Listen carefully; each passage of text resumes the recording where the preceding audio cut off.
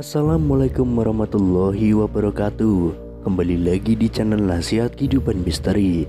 Pada video kali ini saya akan membahas tentang Istana Ratu Balqis telah ditemukan di Indonesia. Negeri Saba yang hilang di zaman Nabi Sulaiman dan digambarkan sebagai bagian dari surga yang ada di bumi ternyata berada di Indonesia.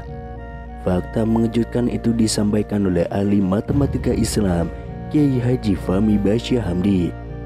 Melalui penelitiannya selama 33 tahun lebih, sejak tahun 1979 hingga kini, Fahmi Basyah bukan hanya memaparkan tentang peninggalan Nabi Sulaiman yang agung, tetapi juga merekonstruksi sejarah Nusantara.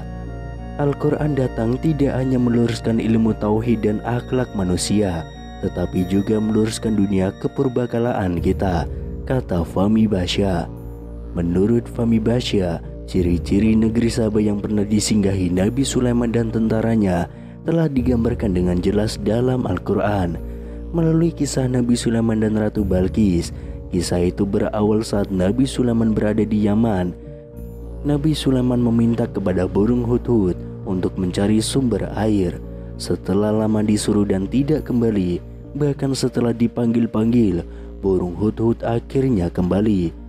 Aku telah terbang untuk mengintip dan berjumpa sesuatu yang sangat penting untuk diketahui oleh Tuhan. Demikian kata burung hudhud kepada Nabi Sulaiman.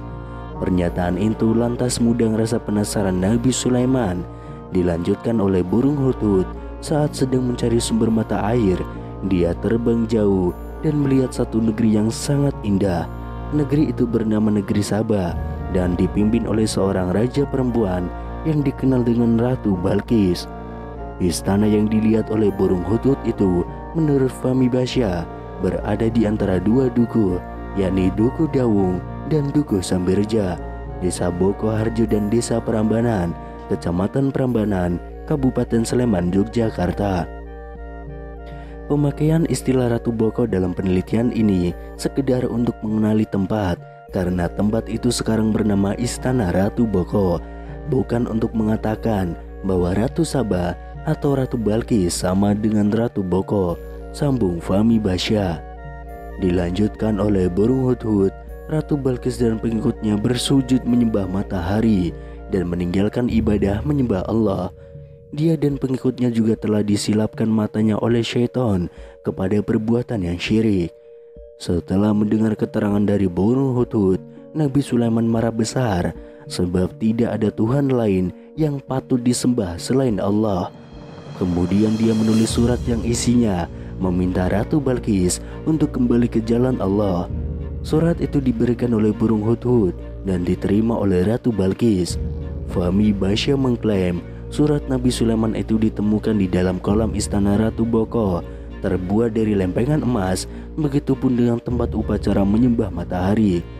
Mendapat surat dari Nabi Sulaiman, Ratu Balqis tidak langsung bertaubat. Dia malah meminta pengawalnya untuk mengirimkan harta yang berlimpah ke istana Nabi Sulaiman. Pemberian itu dianggap sebagai penolakan atas ajakan untuk kembali ke jalan Allah. Nabi Sulaiman pun semakin berang dan memerintahkan kepada para pengikut Ratu Balqis untuk kembali ke negeri Saba. Bahkan Nabi Sulaiman mengancam akan menyerang negeri Saba dengan bala tentaranya. Kami akan mendatangi mereka dengan angkatan tentara yang mereka tidak berdaya menentangnya, dan kami akan mengeluarkan mereka dari negeri Saba dengan keadaan hina menjadi orang-orang tawanan, kata Nabi Sulaiman. Para pengikut Ratu Balqis pun kembali ke negeri Saba dan menceritakan pengalamannya selama berada di istana Nabi Sulaiman. Mendengar cerita dari para pengikutnya, Ratu Balqis berniat untuk mendatangi langsung Nabi Sulaiman. Niat Ratu Balqis untuk menemui Nabi Sulaiman ternyata sudah diketahui oleh Nabi Sulaiman.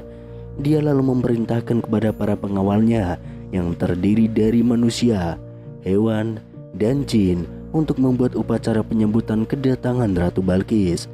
Hai pembesar-pembesar, siapakah di antara kamu sekalian yang sanggup membawa singgasananya Ratu Balqis kepadaku sebelum mereka datang kepadaku sebagai orang yang berserah diri, kata Nabi Sulaiman. Di antara pengikutnya dari bangsa jin menjawab, "Aku akan datangkan kepadamu sebelum kamu berdiri dari tempat dudukmu. Sesungguhnya aku benar-benar kuat untuk membawanya, lagi dapat dipercaya," jawab jin ifrit. Pengikut Nabi Sulaiman dari kalangan manusia berpikir menimpali, "Aku akan membawa singgasana itu kepadamu sebelum matamu berkedip," terang pengikut Nabi Sulaiman dari kalangan manusia. Sebelum mata Nabi Sulaiman berkedip, singgasana Ratu Balqis yang berada di negeri Sabah telah dipindahkan ke hadapan Nabi Sulaiman. Puji syukur atas nikmat Allah pun dipanjatkan oleh Nabi Sulaiman saat melihat pemandangan itu. Akhirnya datanglah Ratu Balqis menghadap Nabi Sulaiman. Kepada Ratu Balqis, Nabi Sulaiman memperlihatkan apa yang ada di hadapannya sebagai istana yang sangat mirip dengan yang ada di negeri Sabah. Melihat itu Ratu Balqis terkejut. Kemudian Nabi Sulaiman mempersilahkan kepada Ratu Balqis untuk masuk ke dalam istananya. Saat akan masuk, dia melihat air yang besar berada di lantai istana Nabi Sulaiman. Dengan sigap Ratu Balqis pun langsung menyikap kainnya sehingga betisnya terlihat. Ternyata air yang dilihat oleh Ratu Balqis pada lantai istana Nabi Sulaiman adalah kaca. Sesungguhnya ia adalah istana licin yang terbuat daripada kaca, kata Nabi Sulaiman. "Ya Tuhanku, sesungguhnya aku telah berbuat zalim terhadap diriku, dan aku berserah diri bersama Sulaiman kepada Allah, Tuhan semesta alam," balas Ratu Balqis mengakui kebesaran Nabi Sulaiman. Ratu Balqis akhirnya ikut menyembah Allah dan meninggalkan upacara menyembah matahari di negeri Sabah. Akhirnya mereka pun menikah. Dari kisah tersebut, Fahmi Basya menemukan sedikitnya 40 fakta lapangan yang menyebutkan Indonesia sebagai negeri Sabah yang hilang. Di antara fakta lapangan tersebut adalah, yang pertama, surat yang dikirimkan Nabi Sulaiman kepada Ratu Balqis di negeri Sabah. Surat itu ditemukan di kolam istana Ratu Boko, terbuat dari plat emas bertuliskan nama Tuhan yang paling tinggi. Kedua, istana Ratu Balqis yang dipindahkan Nabi Sulaiman ke istananya melalui kekuatan jin yang bekerja sama dengan manusia dan hewan. Istana itu diyakini berada di kawasan Sleman, Jawa Tengah. Ketiga, istana Ratu Boko yang telah rusak.